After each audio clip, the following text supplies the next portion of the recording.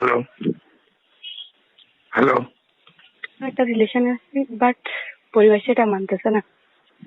শোনো, আমি তোমাকে বলি, আমি এটা জানছি, কিন্তু জিনিসটা তোমাদের, এখন তোমার বয়স 15, তুমি যখন ওখান থেকে চলে আসবা তখন তুমি এসে কিছুদিন কিছুদিন তোমার বাইরে থাকতে হবে। বাইরে মানে আমার এখানে বা ঢাকায় থাকতে হবে।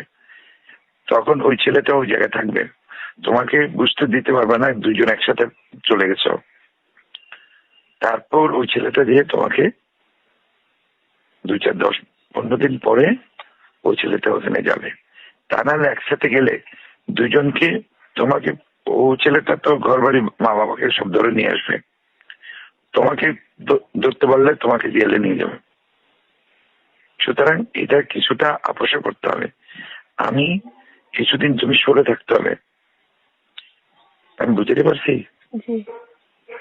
কিছুদিন সরে থাকতে হবে, এই সরে থেকে তারপর ঠিকঠাক হলে তখন ইয়ে করতে হবে। আমি বলবো আরেকটা জিনিস আমাকে বলো, আমি এটা, যেহেতু তুমি বড় হয়েছ, আগের দিনে তো 9 বছরের মেয়ে, তোমাদের ওই ছেলের সাথে তোমার শারীরিক সম্পর্ক হয়েছে? আচ্ছা, হয়নি, ঠিক আছে, হয়নি।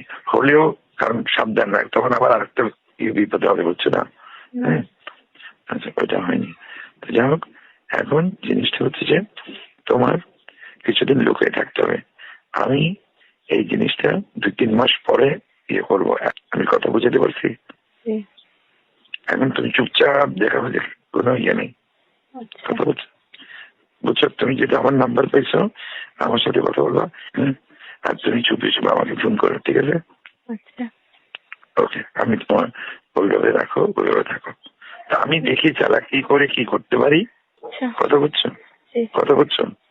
এটা এটা দেখতে হবে, তোমার ওইটা আগে দেখতে হবে। কথা বুঝছো? বললে আমি চিন্তা করো, কথা বুঝছো? ওটা আমি আমি একটা ব্যবস্থা করবো, তোমাকে হয়তো চালাকি করে দরকারে ঢাকা, দরকারে চিটাঙে কিছুদিন সরাই রাখতে হবে। কথা বুঝছো? এটা মাথায় রেখো, ঠিক আছে? এটা চিন্তা করে আস্তে আস্তে যাও, সময় আছে, কোনো অসুবিধা হবে না, ঠিক আছে? ওকে, ঠিক আছে, ভালো থেকো।